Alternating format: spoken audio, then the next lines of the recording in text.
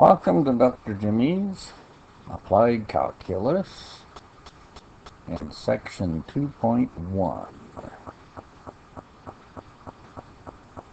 So, a new topic for most people in the course, a whole new situation. Definite integrals.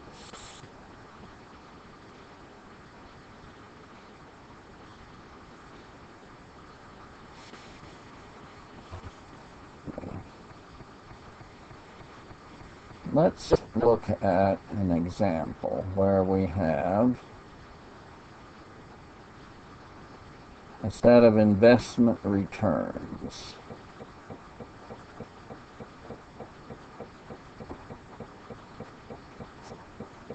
Recorded every half month.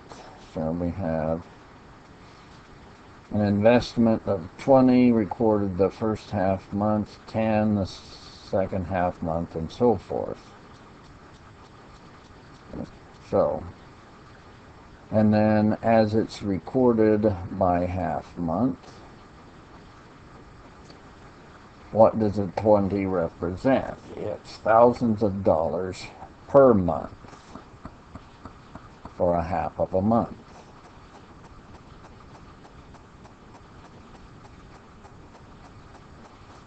So, in that half month,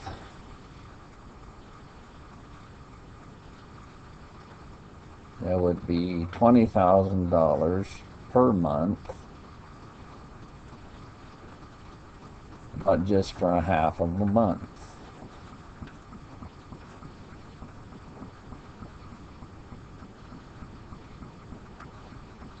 So the total coming in for that half month would have been $10,000.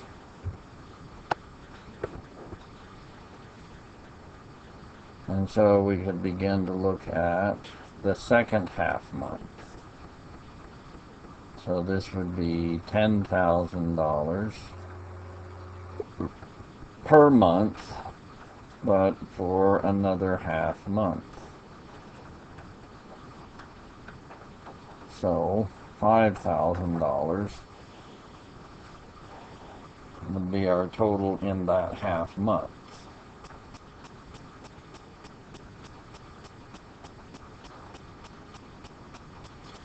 So what we have here is over 4 months, recording thousands of dollars per month every half month.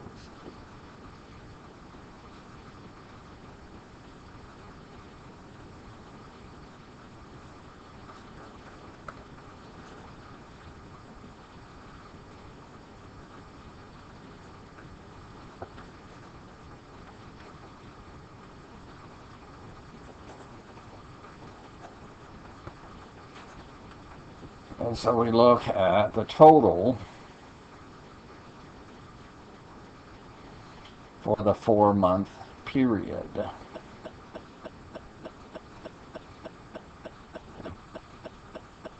So we have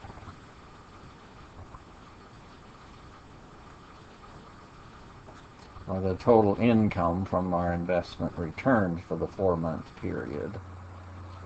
So we start with the 20,000 per month for a half a month, and then the next half month was 10,000 for a half a month, and then 15,000 for 1 half month, and 25,000 for 1 half a month, plus 18,000 for half a month. The next half month, 17,000, and the next half month,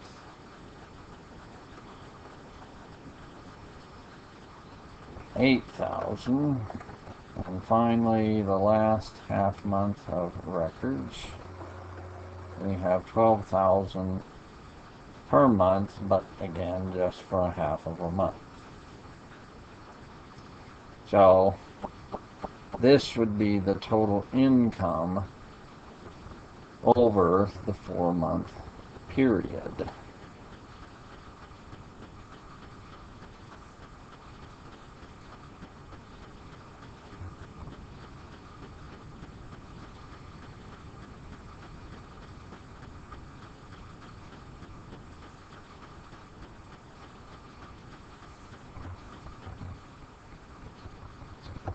Now, here's a graphical picture of the same information.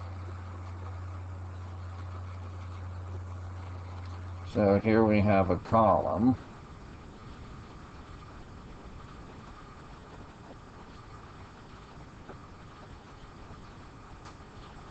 "20 units high," and down here we have a little width of 1/2 month.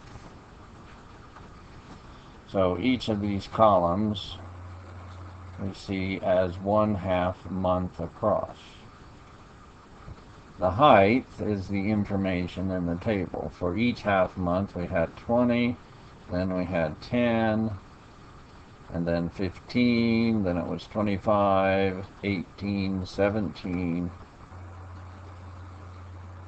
8, and then 12.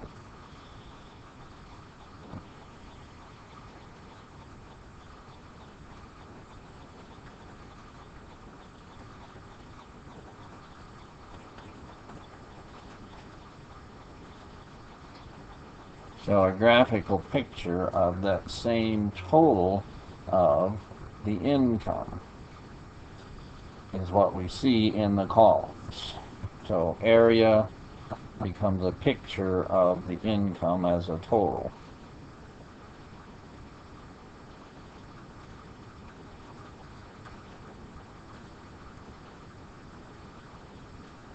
If we look at a single column, such as the first column, and its area, that's height 20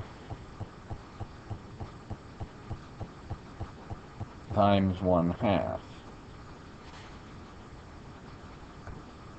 Or in terms of dollars, $20,000 per month times 1/2. So the same information in each part of my sum, visualized as area. So the total area I see is the same as the total sum that I wanted.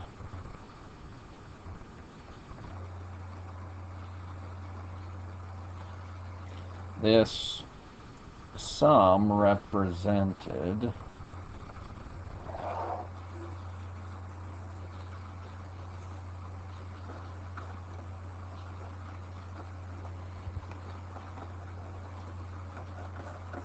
is a sum of things, but because we did it per half month, it's a sum of basic products.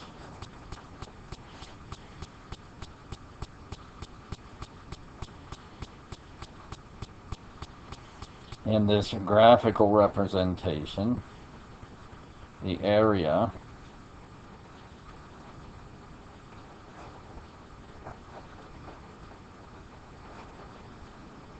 is a sum of rectangle areas. So height times width in each case.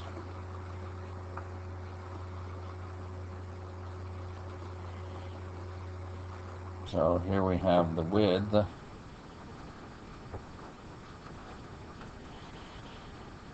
Well, if this is our month axis, maybe we'll put a T. And so that's, if we go across here, it's always our little change in T.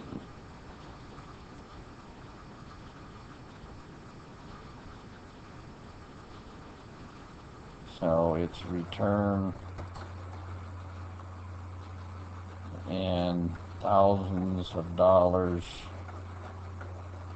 per month times a little change in t for the months.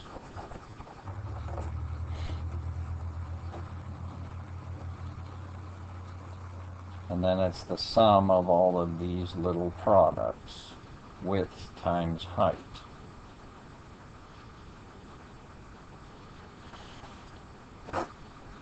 So,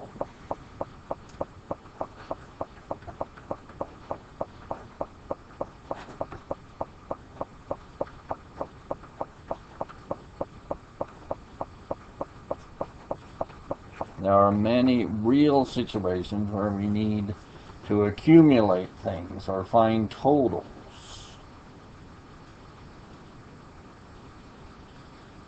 So, over a period of time, what is your total profit? What kind of costs have you accumulated? So those become very important questions. So, well, many times they're like this setting, things are static for given periods. And then we don't have too many periods, so we get this sum of products.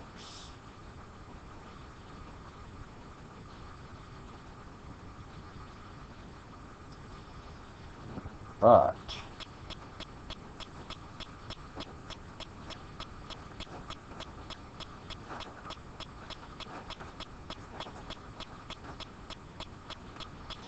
if we return to the example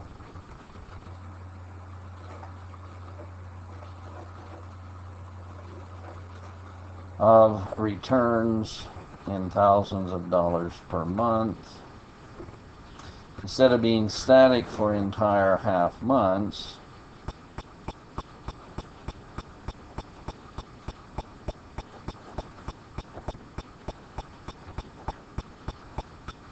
what if it's more variable?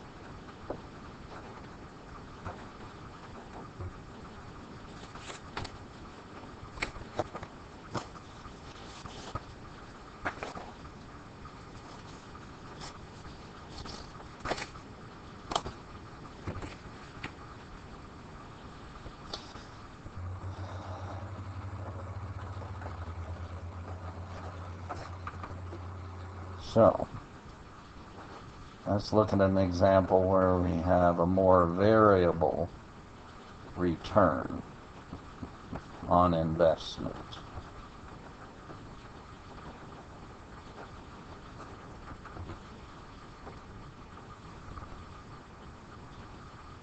So, return,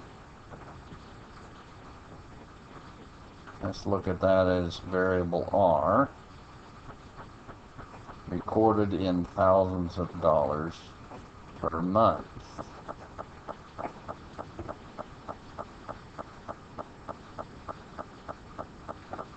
We're going to use another variable, say for time, T, but units in months. And so in this example, let's take a variable rate of return. So instead of being static constant for an entire half a month, is going to continually change over the whole 4 months. So now in this case it's going to be 0.2 times T months plus 10.6 thousands of dollars per month.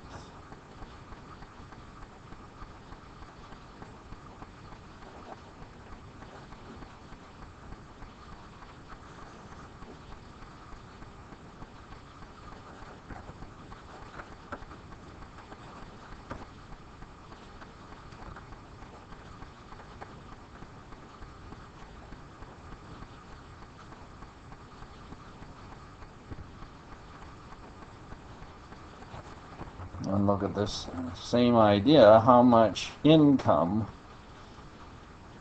would we accumulate over the same 4 months?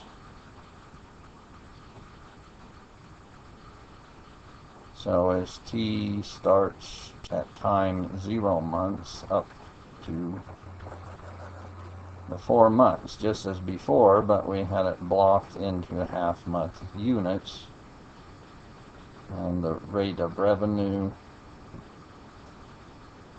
stayed constant on the half months. Now it changes all the time on the entire interval.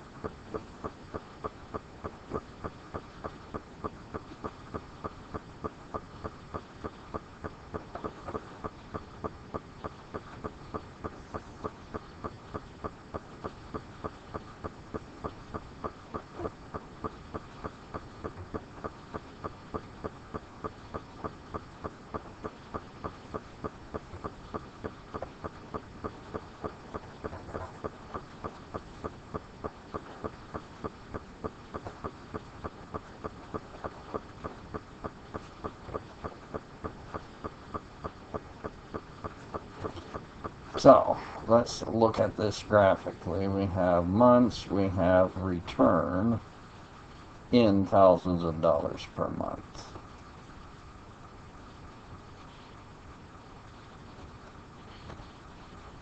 And if we look at our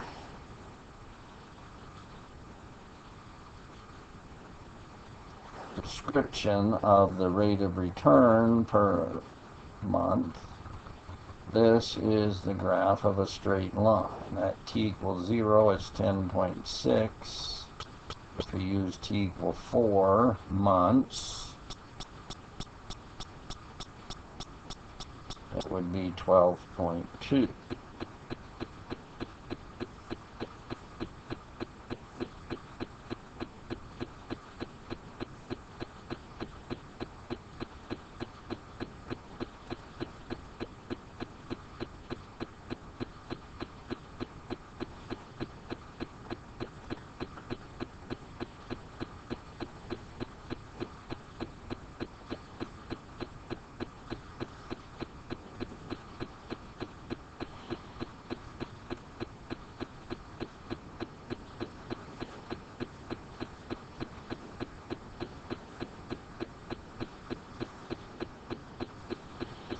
So here's our revenue curve. Instead of being stair-stepped constant, it changes all the time as we run from 0 up through the whole 4 months.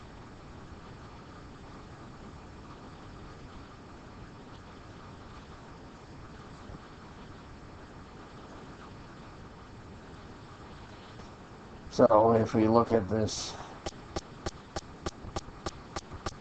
same idea,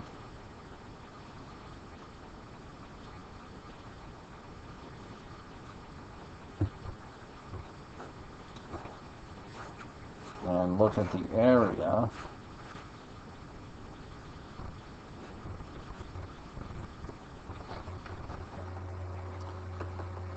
now the basic area we're looking at is a width in terms of the months, and a height in terms of thousands of dollars per month.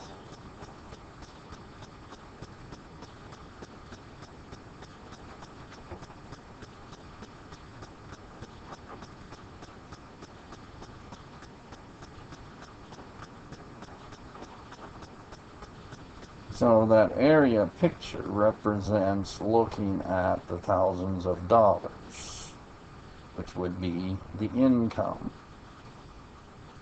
So this area bounded between the curve and the x-axis is the same as looking at the area in this more static situation of all these columns. It's still bounded between the column and the horizontal axis.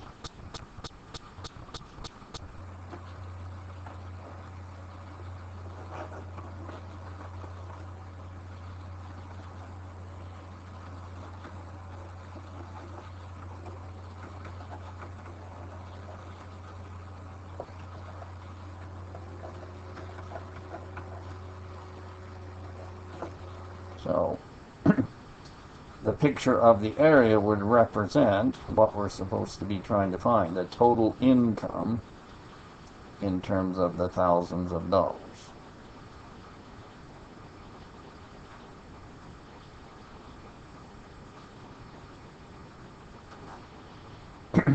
In this picture, we now have a nice geometric form. So this is geometrically a trapezoid.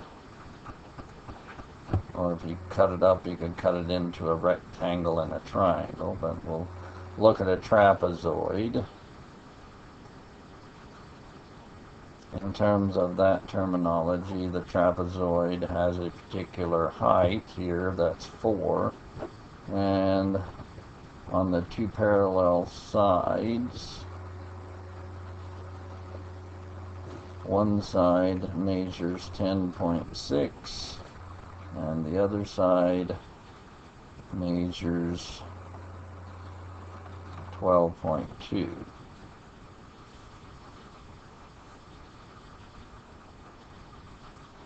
So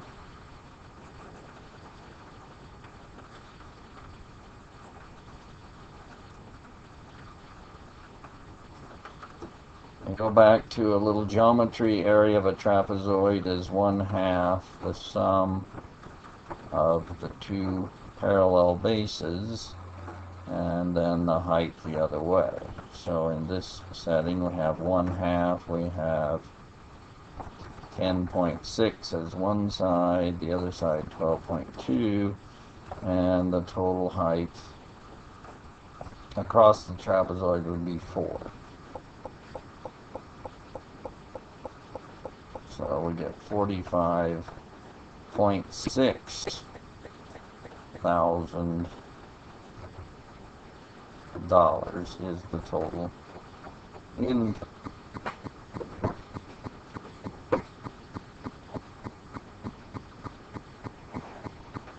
So what we saw in the static situation as rectangular areas added up, when we add it up here where it changes constantly, is still this area represents our total, our sum of products. The width times the height, but the height keeps changing on us.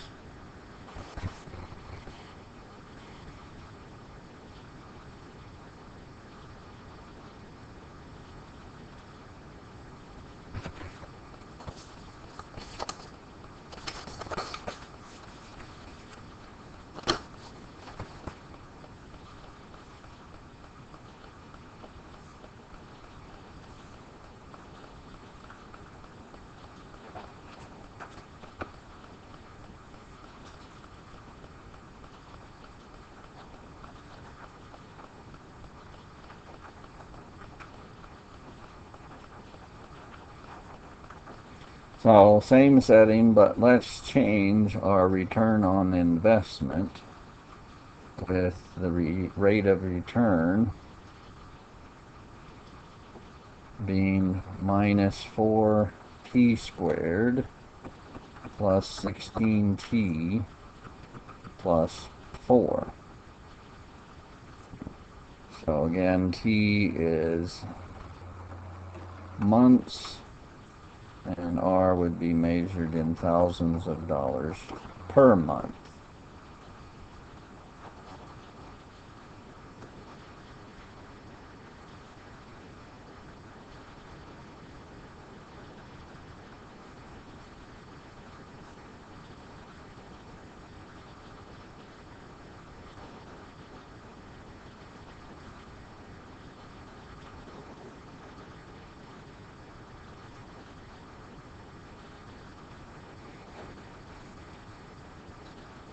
Okay, now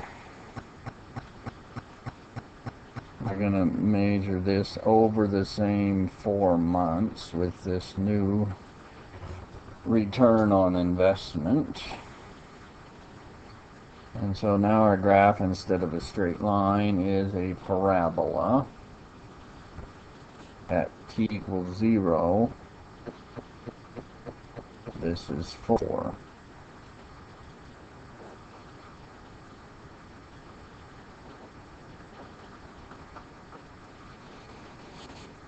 So I have 1 point on the parabola.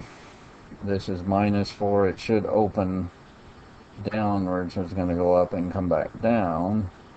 The vertex would occur at t equal -16 over 2 times -4.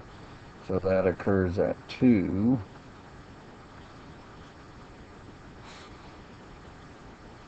And then the return at 2.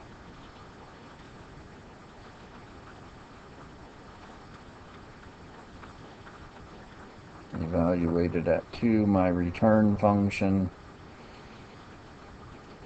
-16 plus 32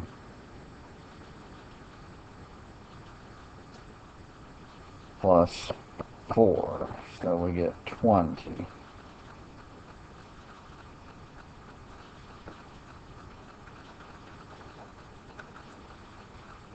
And so if 2 is the center of the parabola at the vertex at 220, a symmetrical point for this intercept at 0, 4 must be over here 2 units the other way from the middle, 4, 4. So some parabola goes up, hits the maximum at 2 and comes down. So that's our variable rate of return this time.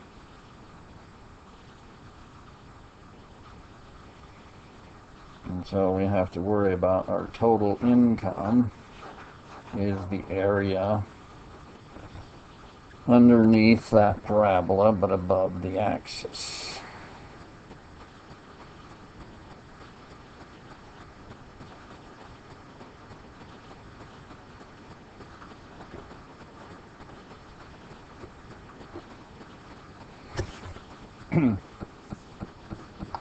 So now we need a geometric formula for this shape.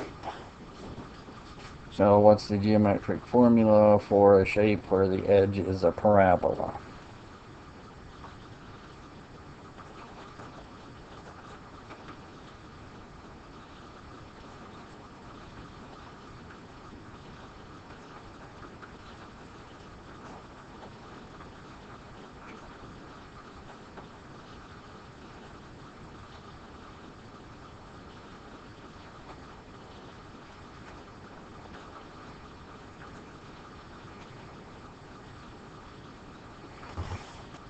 That's what we need here.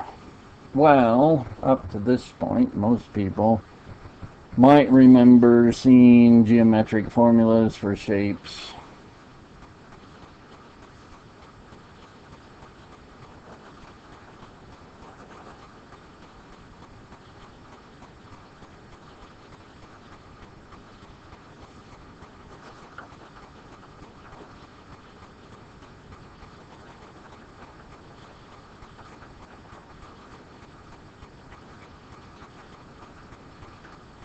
Well, we'd have triangles, rectangles, trapezoids, and other maybe basic figures made out of those. And really the other thing that you come up with an area for geometric shape are circles or parts of circles. And that's kind of where you end up with basic geometry and areas. So you look at that and you say, oh, now I have a parabola.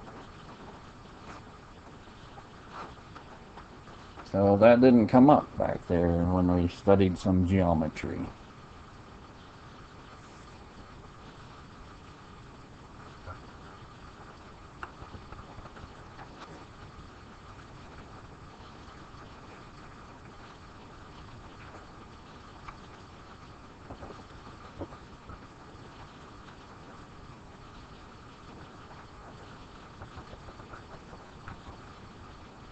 So, what's the matter? We need some more formulas for more shapes. because the kinds of things that we want to accumulate and find total areas aren't just straight lines or circles. Now we have parabolas, we have cubics, we have polynomials. So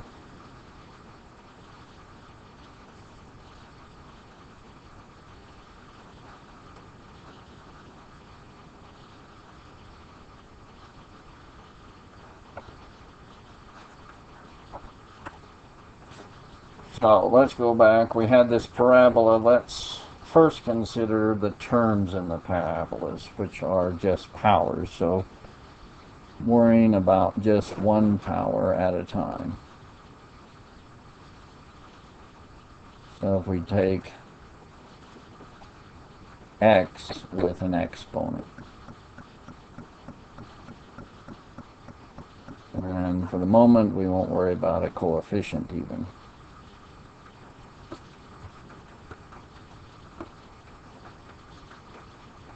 So a few examples: y equal x squared, y equal x cubed, y equal 1 over x, or x to the minus 1, y equals square root of x would fit into that as x to the 1/2, and so forth. Any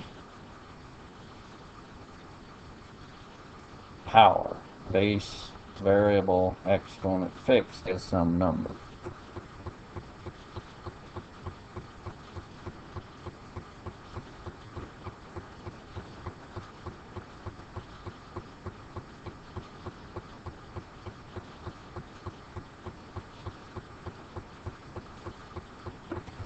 So what's the area?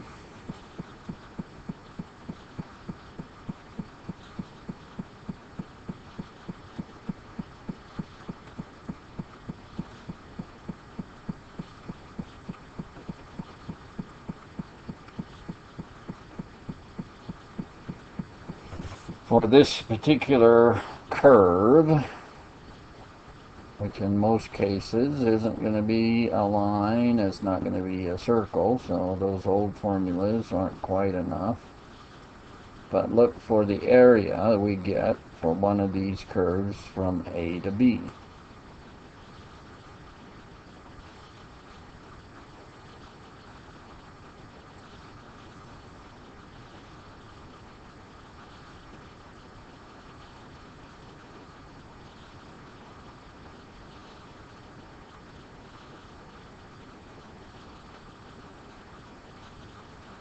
So whatever this curve looks like between A and B, what's this area?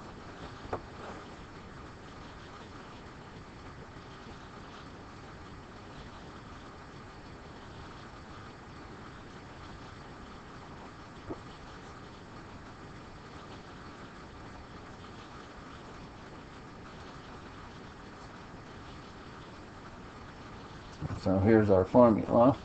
If we take the ends of where we're looking at this curve from A to B, and the accumulated area under that is b to the n plus 1 divided by n plus 1. So you evaluate something with the b at one endpoint, and a to the n plus 1 over n plus 1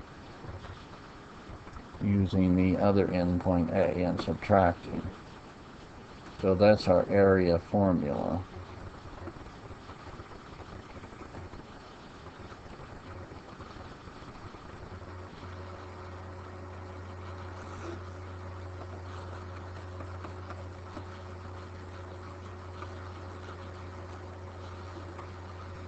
So in the case of x to the first, that goes back to a straight line that we already looked at, which would be a trapezoid.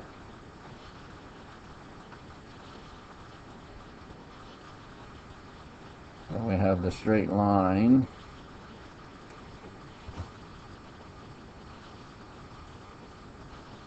From A up to B here. So one side is A, the other side's B, and the width is B minus A. So we would have computed this 1/2 A plus B times B minus A.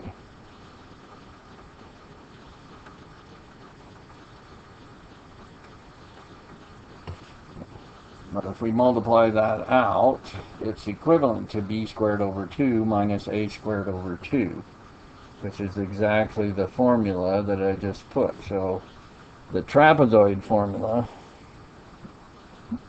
is this same formula.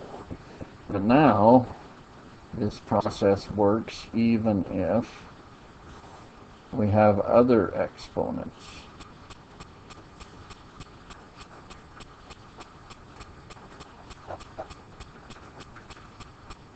So if we had x cubed,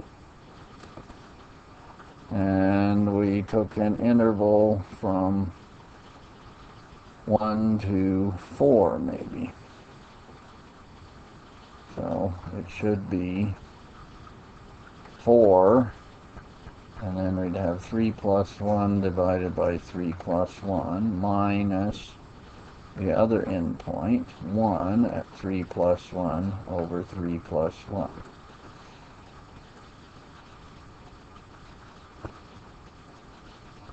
So 4 to the 4th over 4 minus 1 over 4.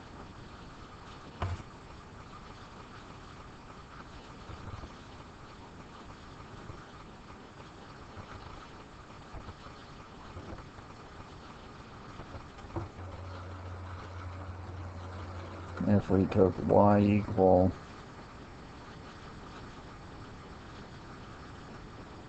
x to the minus 2,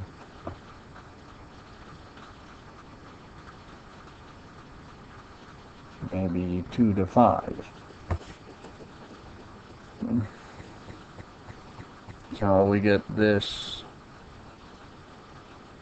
shape looking something like a hyperbola, and then we're cutting it off between 2 and 5 and looking at the area accumulated from 2 to 5. And so the area formula,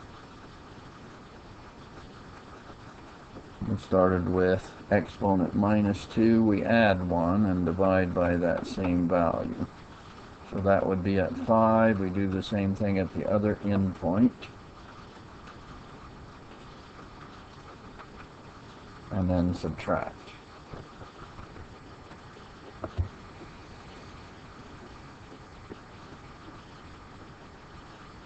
So 5 to the minus 1 over minus 1 minus 2 to the minus 1 over minus 1. Or, actually, minus 1/5 plus 1/2.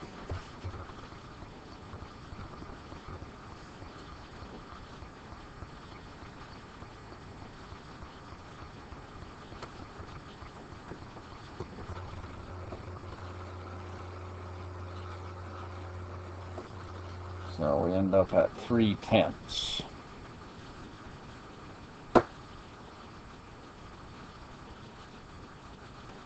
Now, I gave this formula for these new shapes now, and things bounded by basic powers, except I kept the coefficient at 1.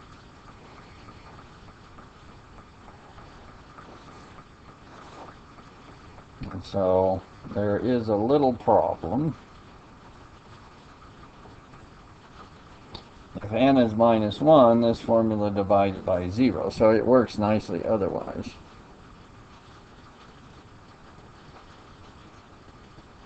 So in the case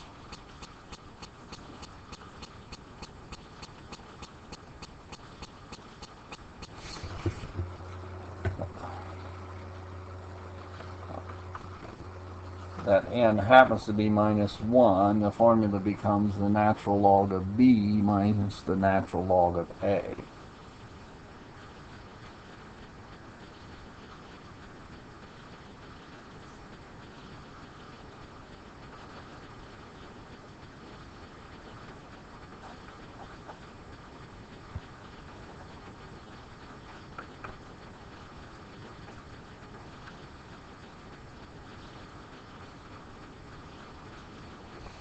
So we're looking at the area relative to this function 1 over x on the interval 2 to 7. So an accumulated area. Then the formula would be natural log of 7 minus natural log of 2. So those are things that you could compute on a calculator. Another example.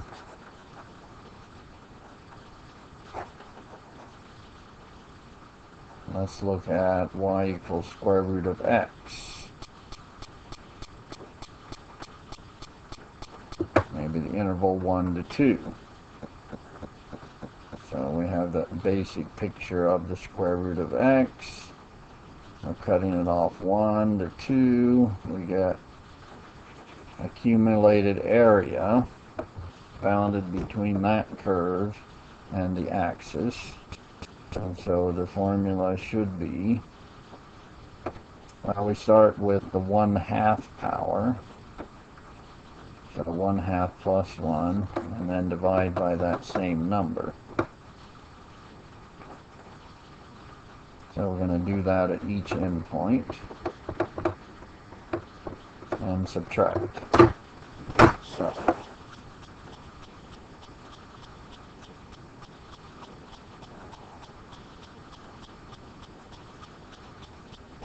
So we get 2 to the 3 halves divided by 3 halves minus 1 to the 3 halves divided by 3 halves. And then if we divide, we multiply by the reciprocal, so it would be 2 over 3 times 2 to the 3 halves minus 2 over 3 times this 1. So I'll leave it in that form. So, any piece of area accumulated between a basic power curve and the axis, we have a formula. So we've added that to formulas we know for triangles, trapezoids, rectangles, and circles.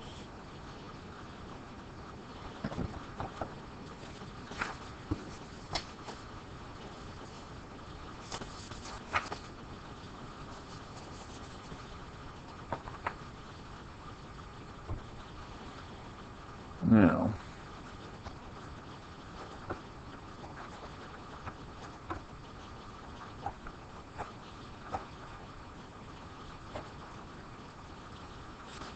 what if we throw coefficients into the lot here? So maybe the area for y equals 3x squared.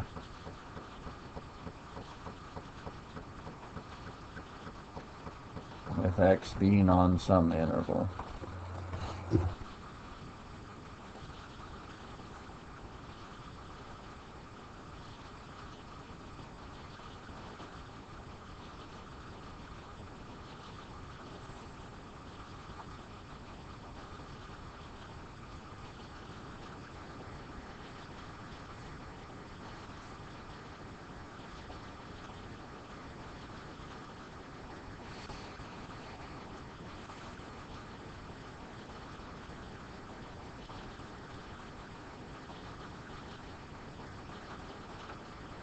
Well, if we compare y equal x squared to y equal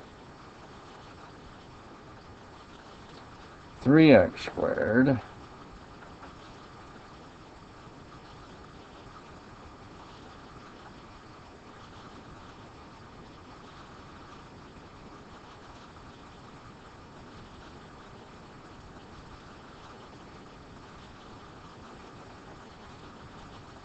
then if we look at the height x squared, and then we look at the total height 3x squared, then every time we multiply n, the height's just 3 times. So we get 3 times the area.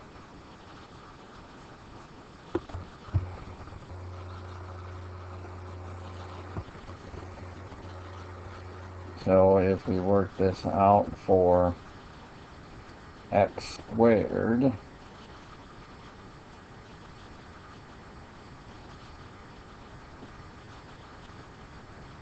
so 4 exponent 2 plus 1 minus, then we were using 0 at the other endpoint.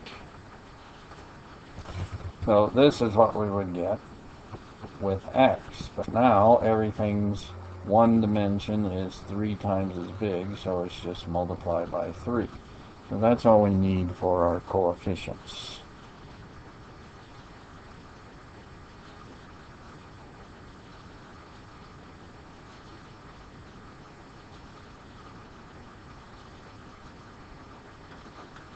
That looks at this point that area would be 64 units.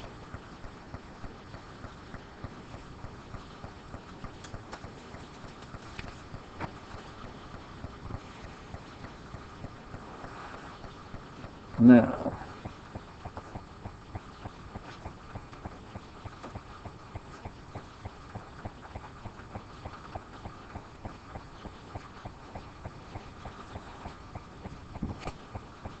let's look at some notation and terminology in this setting. So let's take a general curve, y equal f of x.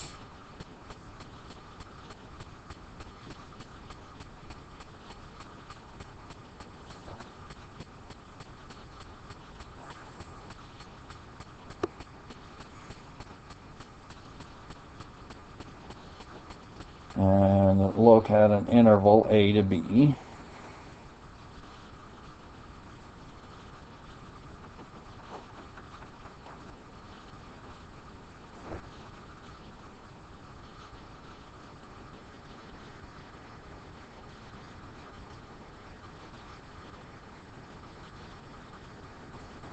And see what would be this accumulated area. So for a few functions as the edge of this region, we now have some formulas. But the other interpretation is that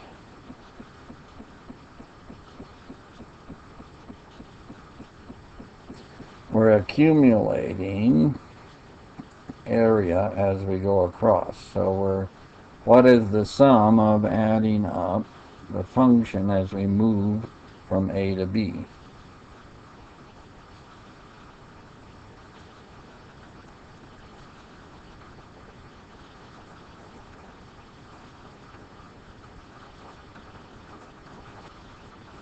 So the sum of the height times widths.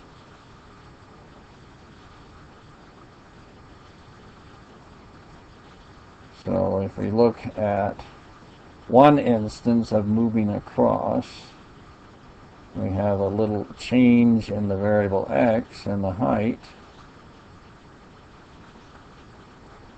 is just, oh, well, it's up to the curve f of x.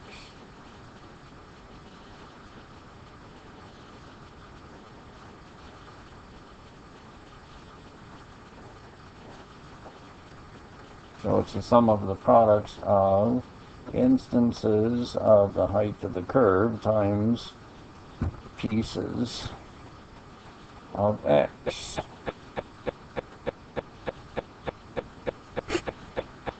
So we have notation for that. So draw an S for sum.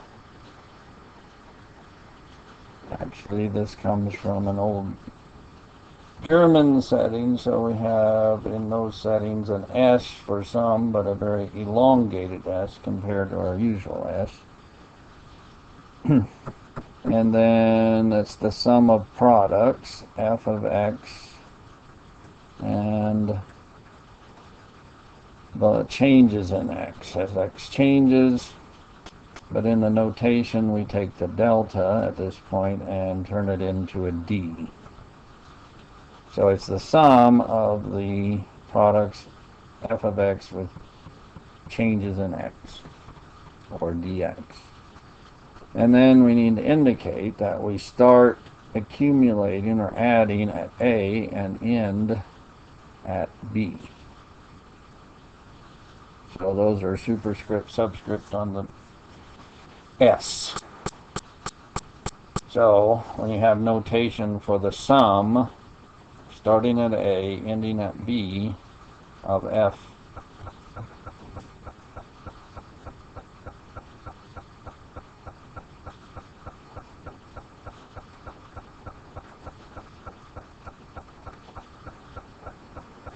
and then terminology-wise, this creature is called a definite integral. So you might think, well, let's see, we could call it a sum, accumulated sum of products, total. So you can see how integral is incorporating all the pieces, adding them up from A to B.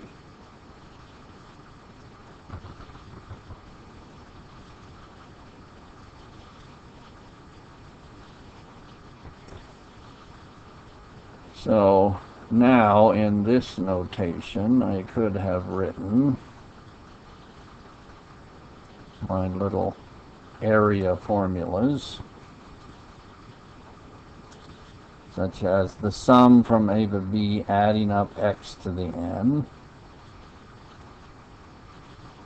was b with the exponent n plus 1 divided by that number, and then minus a n plus 1 divided by that number.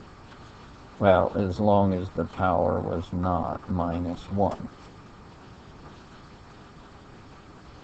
And we had this separate for 1 over x, which is probably a more usable way to write x to the minus 1, which came out natural log of the absolute value of b minus the natural log absolute value of a.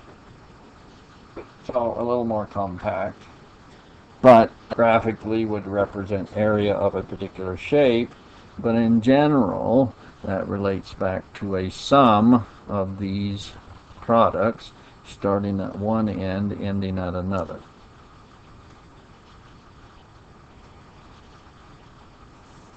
And so the other little thing that we came up with is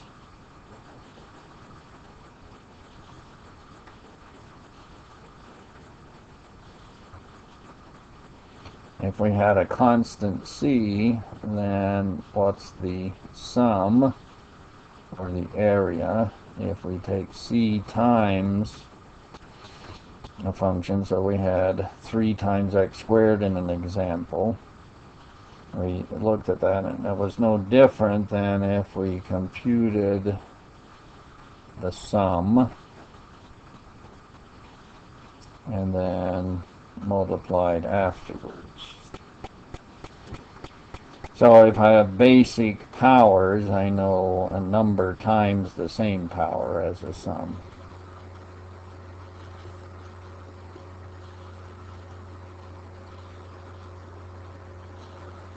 Now what if we did something such as 0 to 4, so I'm going to add this up to sum, and I had 2x squared minus square root of x.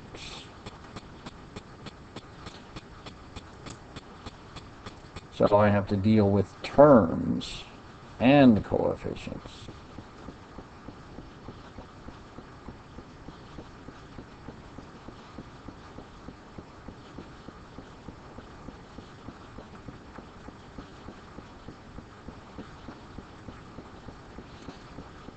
So if I looked at the terms separately, I would have 2x squared. I would have another picture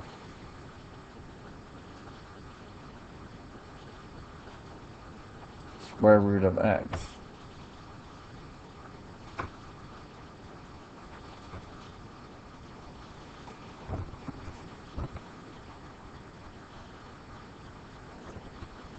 So if I added them up separately, for the moment, let's use 2x squared plus square root of x. I drew the picture for positive square root of x. So we'll make it fit. So what would it say? Well, I could add these at the same time. So the height here added to a height here,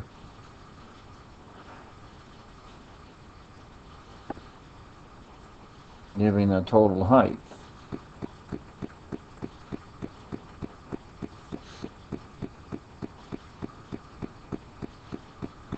But then that shouldn't be any different than finding the two areas separately. So it would be the same as find the area in the first picture, and then find the area in the second picture that we have, and then as a total put them together.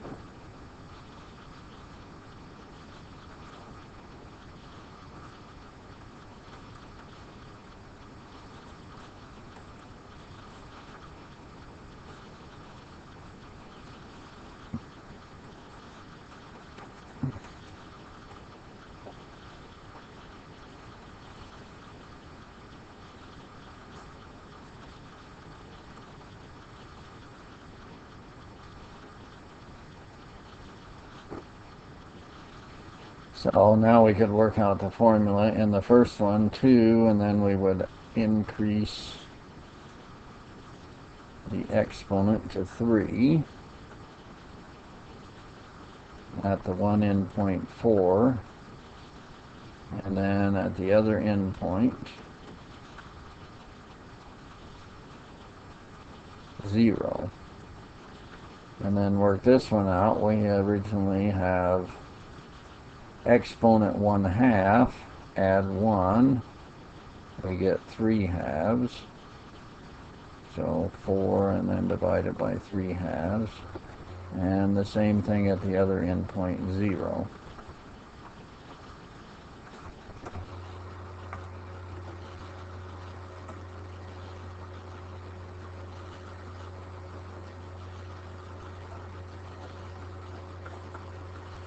So it looks like 128 over 3 plus 2/3 of 4 to the 3/2. And then the 1/2 power of 4 that's the square root of 4, so we get a 2.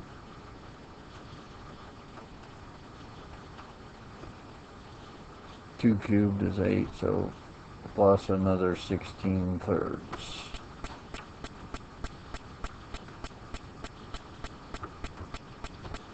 So 144/3.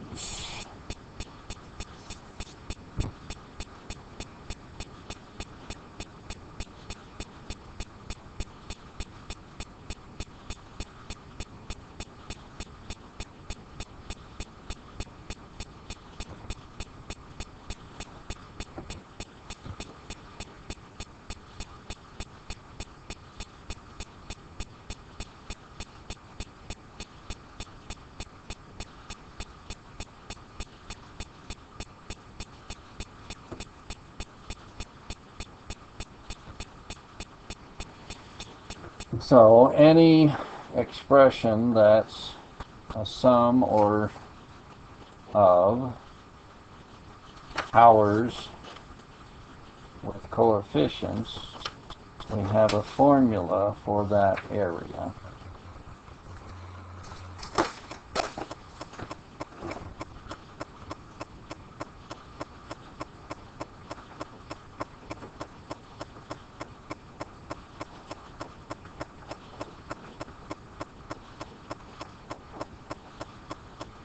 So what if we go back to our example we started with, rate of return, where we wanted to add it all up and get the total.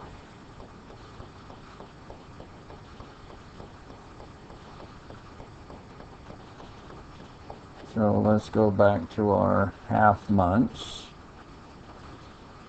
And then in this case, let's just go out 2 months.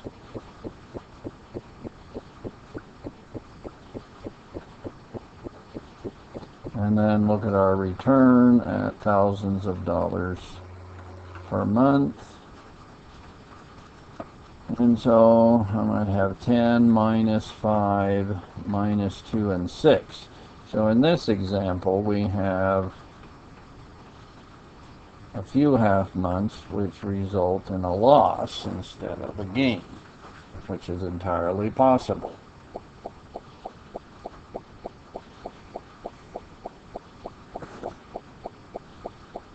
So looking at this graphically,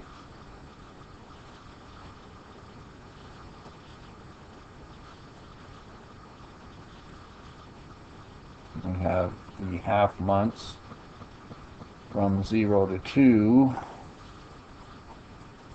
and so we get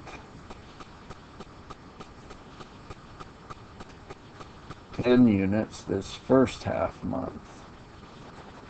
So that rectangle. But the second half month, we have a loss of 5 units. So our rectangle is below the axis this time.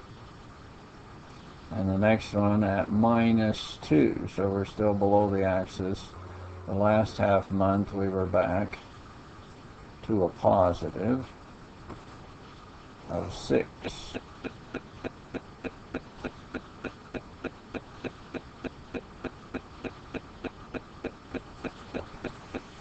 So we see columns represent areas now. But our total income isn't the sum of the 4 columns, because the first column represents positive income, the second column actually represents a negative income, and the third one.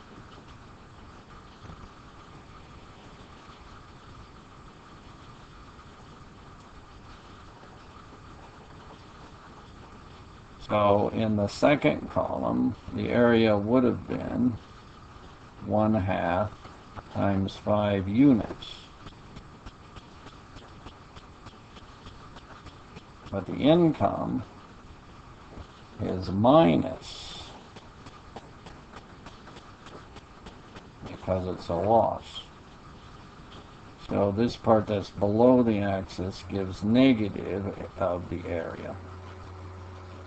So now we can't say that the sum is the area. We can interpret it in terms of area, but we might have negative of the area, and we might have positive of the area.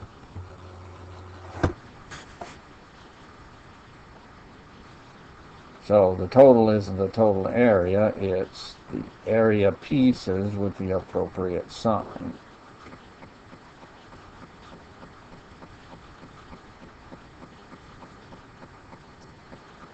So our total income would have been $10,000 for a half month.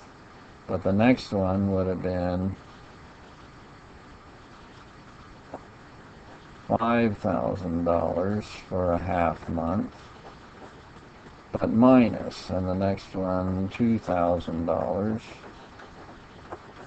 for a half month, and then finally back to a positive $6,000 for 1/2 month. So I think a total accumulated income of $4,500, which takes into account losses and gains.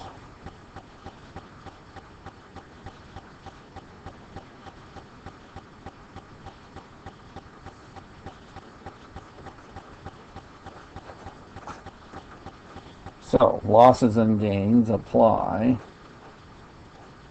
to general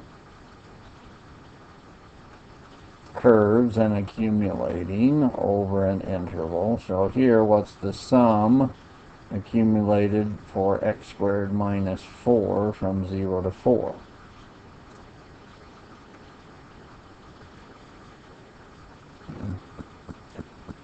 Well, we have the formula for the parts. So we would increase the exponent by 1 and divide by 3. And then with a constant, if we take x to the 0, we end up with x to the first. Whoops.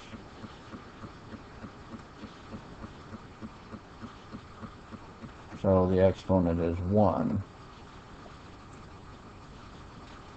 So this is our basic piece. Add 1 to the exponent, divide is our basic rule as long as the exponent wasn't minus 1. We have an endpoint of 4. Subtract the same thing, but at the endpoint, the other endpoint is 0.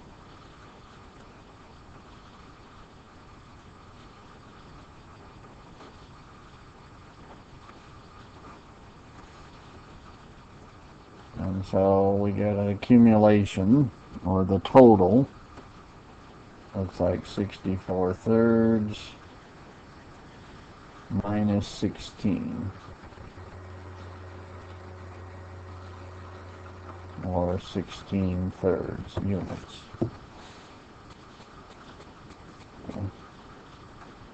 Now, is that the area with this curve on the edge?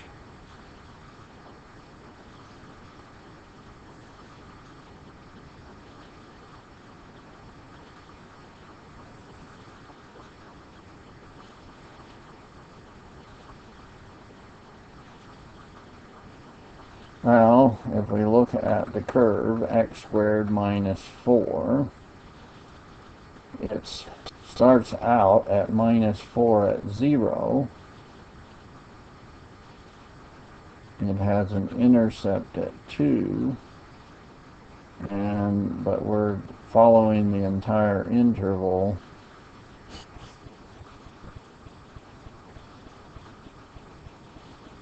from 0 to 4. So it's a piece of a parabola from 0 to 4. But if we look at the area as we travel from 0 to 4, there's area between the axis and the curve, but part of it is negative, and another part is positive. So we started out accumulating negative values. When we hit 2, then this sum started to pick up positive values. So it's not the total area we see, it's the positive part minus this piece under the axis. So 16 thirds isn't the total area.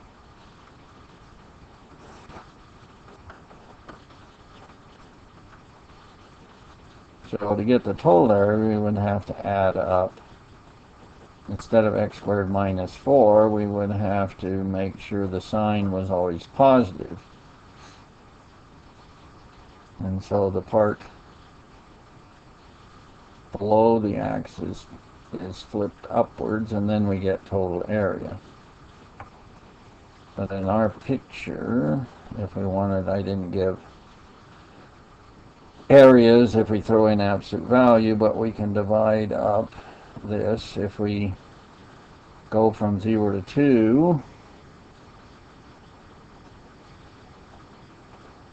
and accumulate the sum,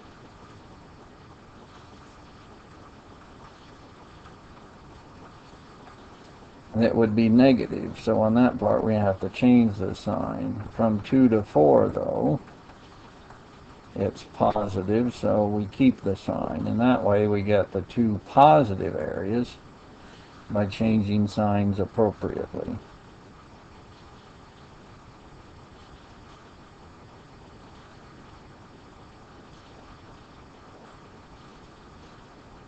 So we would have the same little area formulas. So the cube over 3 minus 4 times the value. So we would do that at 2 in this first one, and then subtract at 0.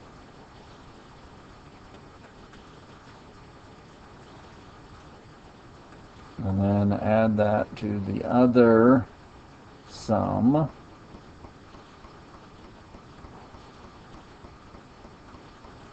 But we have it at 4.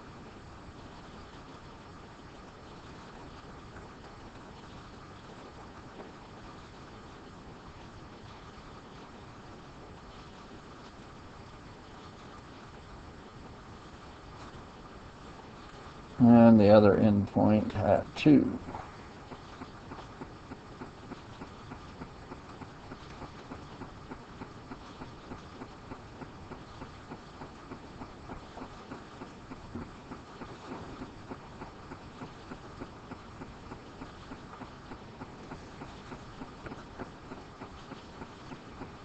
So we get a little different result if we want the accumulated area, not the total, taking into account some have minuses, some have pluses.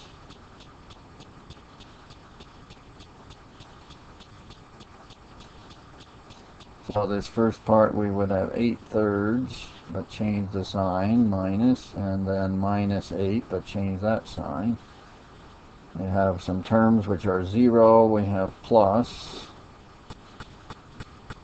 64 over 3 minus 16.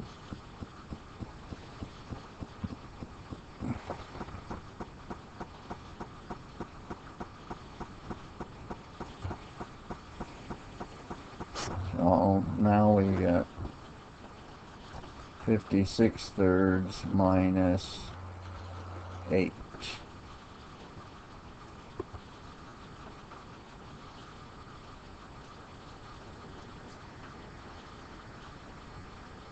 Or 32/3. So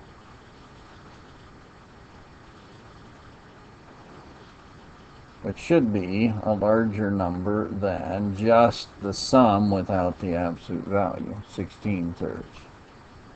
So ignoring the fact that some of the curve is negative, we get some subtractions and additions in the accumulation. If we wish to actually compute the total area we see, we're going to have to change the sign on any piece of the curve that's negative.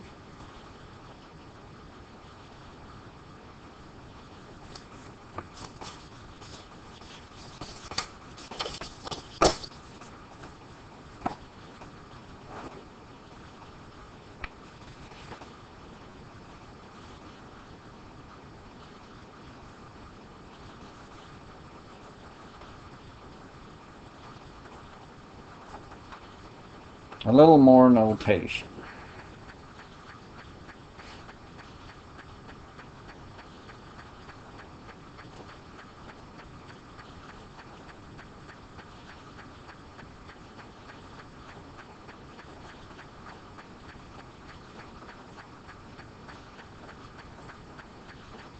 In these settings, I gave a formula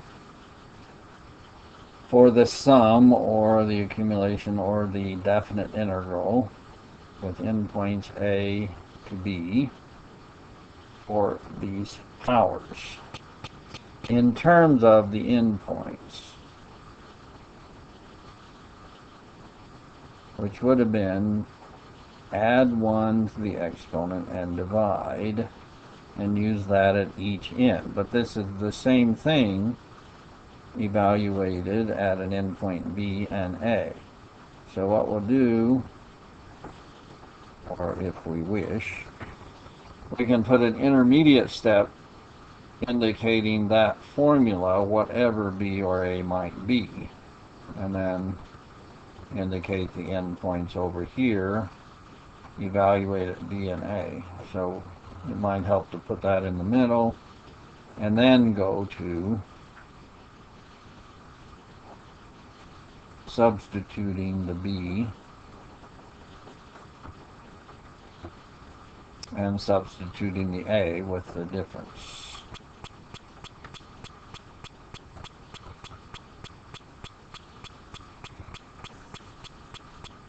So I might use that to keep track of things a little better.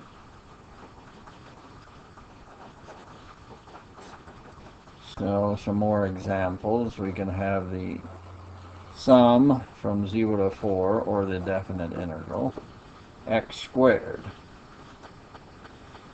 So instead of immediately putting in the n's 4 and 0, I might use a placeholder setting first. So I add 1 to the exponent and divide. And now worry about the endpoint. So I have that at 4 minus the same thing at 0.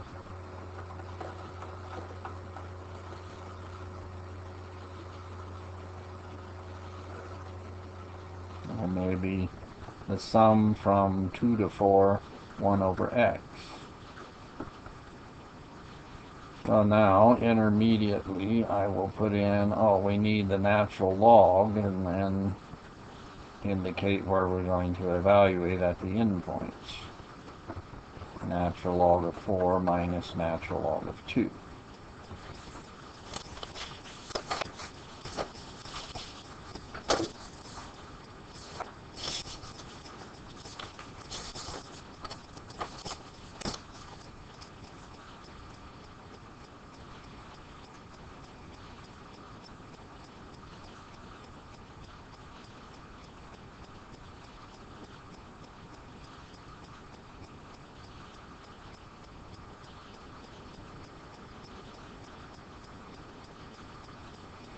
Okay, now let's go back. We brought up this example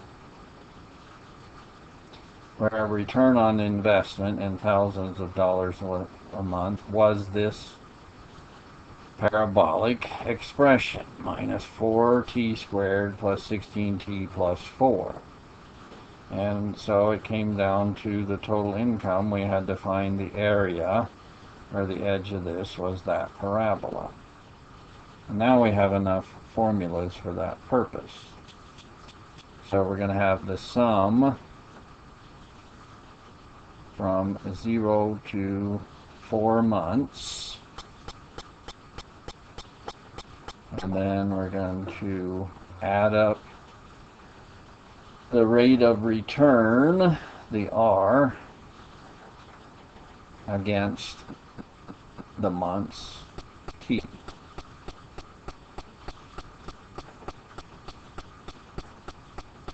So the rate of return in terms of the months T minus 4t squared plus 16t plus 4. So here we haven't used generically x, we've used t for time, but all the formulas work. Just replace x's with t's. So I'll use the intermediate placeholder. So minus 4, increase the exponent by 3, so t cubed over 3. The next one is 16, increase the exponent by 1. So it becomes a 2 over 2. And then the constant 4 would become 4 times t to the first. So now I'll worry about using the endpoints 4 and 0.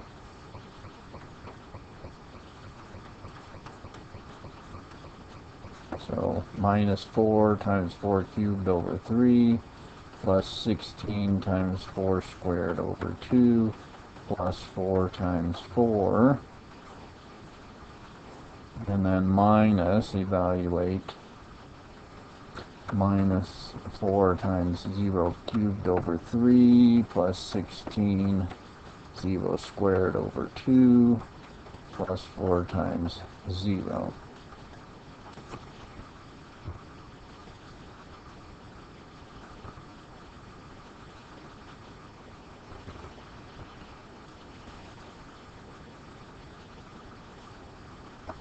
So So minus 64 over 3.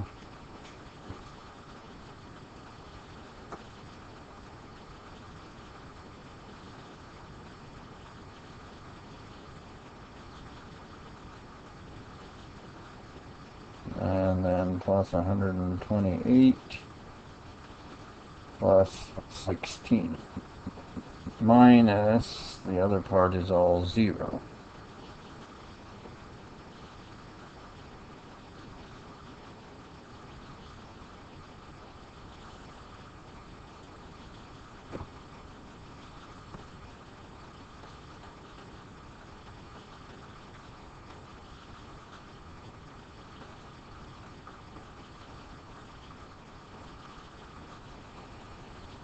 So I can combine that into thirds. And let's bring up calculator here. So 128 times 3 plus 16 times 3 minus 64. So 368 thirds.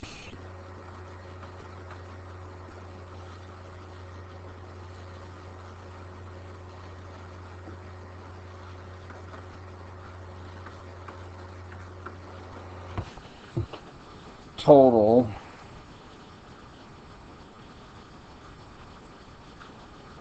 thousands of dollars.